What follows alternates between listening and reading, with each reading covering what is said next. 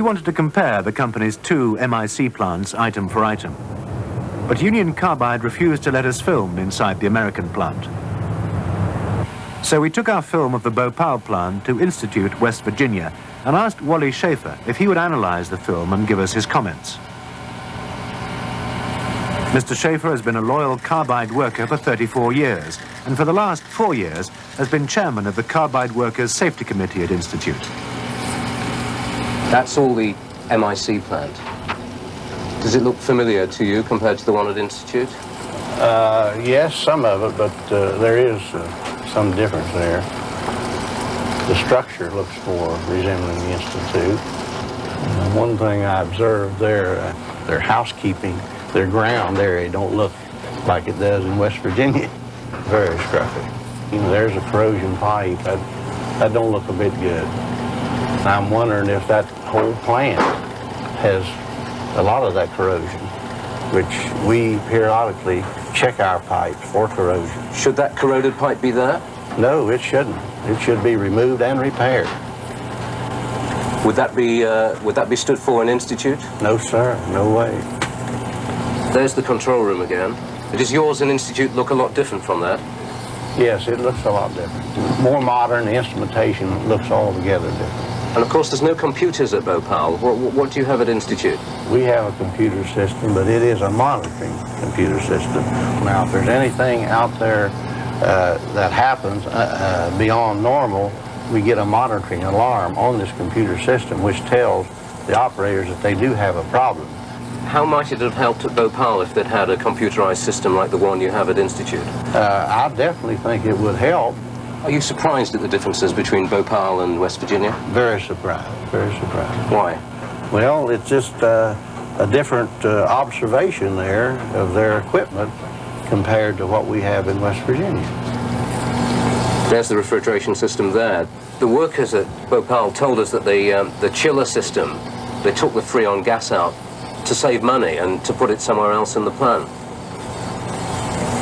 Well, I don't hardly what kind of a statement to make on that, but I think it was an unsafe act if they did do that.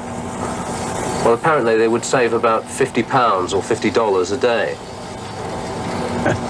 That would be a large saving, wouldn't it? As a safety man, though, what do you think of that sort of thing? I think it's ridiculous myself for safety and health in the workplace.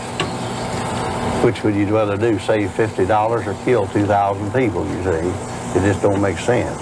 Safety and health has got a priority, and that's the way we look at it. There was another important distinction between the two plants. For the people of West Virginia, there was an evacuation plan to help them escape in an emergency. For the people of Bhopal, it was different. At Bhopal, they had no emergency or evacuation plan for the people outside of the plant. None whatsoever. Well, I think that they should have had one. And I don't think that our plant would ever operate unless we didn't have some kind of a plan, because this emergency planning committee has been in service for several years in the Kanawha Valley. They didn't want to alarm the people outside the plant about the sort of dangers that could happen at Bhopal. Well, were they afraid that they would panic, or I just wonder why they wouldn't notify the public outside. I think they should. Any community should notify them. Do you think that would have had a bearing on the events of last December? I think if they notified them properly, in the proper length of time, they'd probably evacuated and there wouldn't have been as many lives lost that they had. The outstanding question is, exactly what did Union Carbide in America know about conditions at Bhopal, and what is the extent of their responsibility for the world's worst ever industrial accident? The Indian government, suing on behalf of the disaster victims, has no doubt about where the blame lies.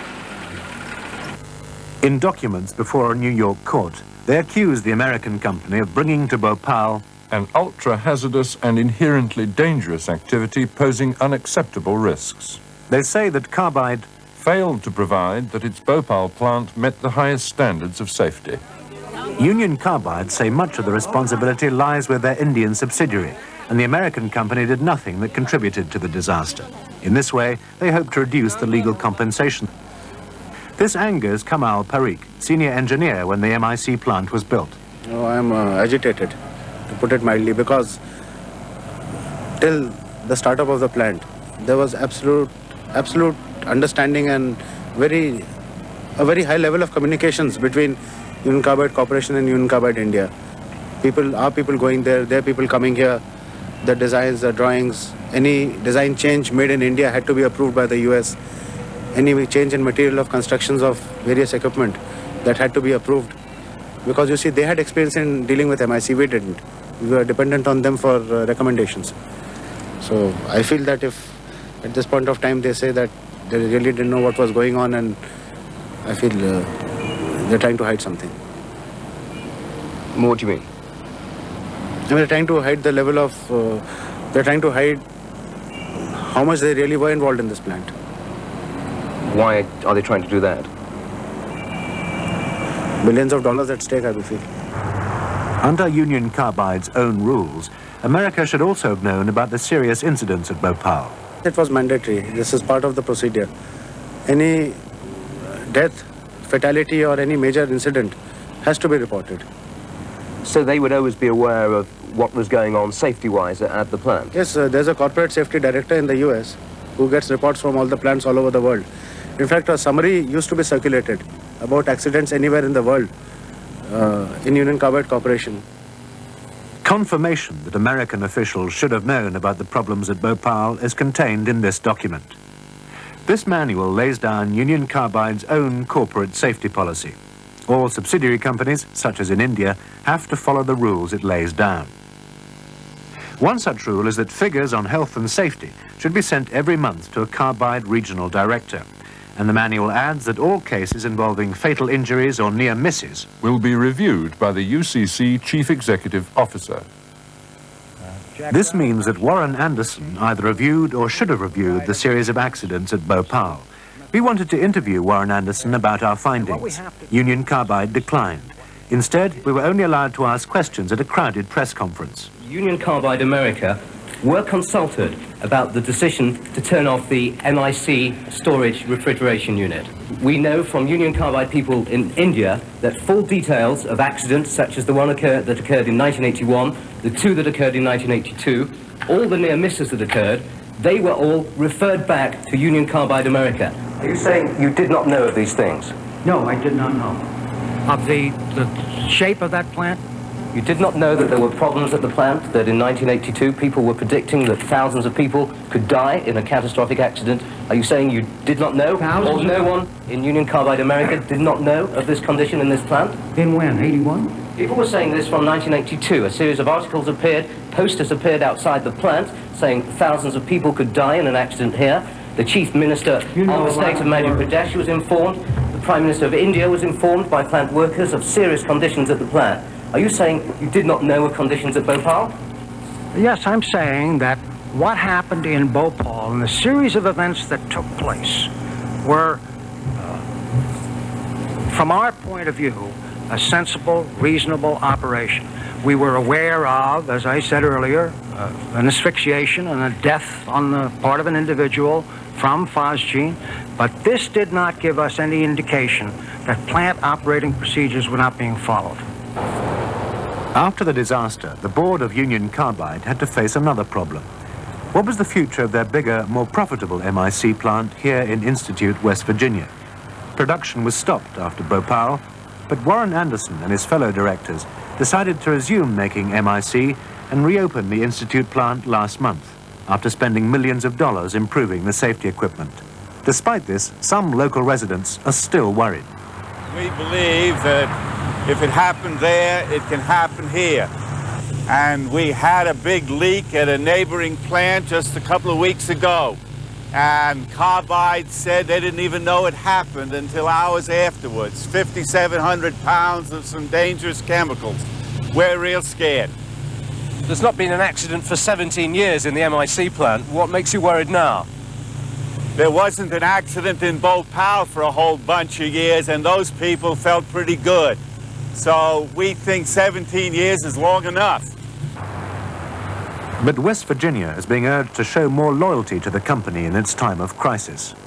They've been rallying support in a typically American way. Who's buying the T-shirts? Just a lot of carbiders. I know they're selling them in their carbide newspaper also. The sales have been very good. It's been a good fun item, and there has been good support from the people as far as buying, yes. There are lots of carbide workers here who are very scared for their jobs and who are well conditioned to be supportive of the company. And they go around now wearing T-shirts. Kiss a carbider today, and I love carbide. But we find ourselves wondering how they would feel if they walked down a street in Bhopal wearing that T-shirt. It's obscene. There's no other word for it. It's obscene to be wearing a T-shirt, "Kiss me, I'm a carbider," after Bhopal. The worst fear of the chemical industry is another Bhopal. New research in the United States raises fears in the industry that disaster could strike again, and that there are hundreds of plants where this could happen. The research is into the design of safety systems, the issue at the heart of the Bhopal tragedy. The safety devices in many chemical plants are designed to cope with a leak of gas only. But now scientists know that often when a leak occurs, liquid escapes as well as gas. This means that safety or relief devices like scrubbers or flare towers just can't cope. British scientist Ian Swift is one of the American chemical industry's technical experts on this problem. What happens is that you get what we call a two-phase mixture, leaving the relief system, going through the relief system. The best way to explain it is to draw the analogy with opening a bottle of champagne. When you pull the cork out, it froths up, and essentially that's what's going to happen in a chemical reactor. Instead of gas coming out, you get this frothy mixture trying to get out of the outlet at the top. Does that mean that the safety systems can't cope? Unless they were designed specifically for passing two-phase flow, the relief system is going to be undersized if it was originally based on passing all gas flow. By undersized, it simply can't cope with all the escaping gas? That's correct, yes. How long have the American chemical companies known about this? There was an effort that got underway in 1976 and has been continuing since. But at about the time Carbide were designing their Bhopal plant, the industry here was getting concerned about the design of their safety systems. That's correct, yes. The lessons hadn't been learned at Bhopal because the safety equipment was so seriously inadequate.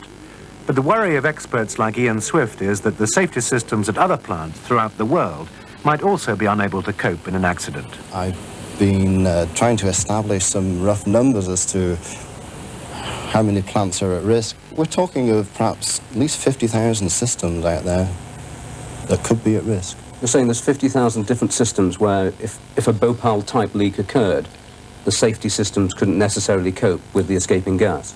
That's an estimate, yes.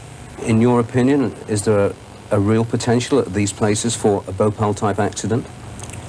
Depending on the material that's involved, not all chemicals obviously are as hazardous as methyl isocyanate, but for those materials that are toxic and can cause widespread harm, the potential is certainly there. It could happen? It could happen. This fear of another disaster has put the chemical industry under new scrutiny. Now the activities of international companies in the Third World and the ability of governments to enforce safety standards are being closely questioned. In Bhopal itself, the Union Carbide plant has been closed down. It stands desolate, a monument to the darker side of industrialization. But the people of Bhopal will be wrestling with the plant's legacy for years to come. No one yet knows how serious the long-term medical effects will be on the 250,000 people exposed to the gas. For the thousands who lost relatives in the tragedy, their lives have been devastated. People such as 13-year-old Sunil, who lost his parents, brothers and sisters, and now lives alone. And Sajida Banu Khan, whose memories of Union Carbide focus on the loss of a husband 4 years ago and of a son who died in the horror of last December.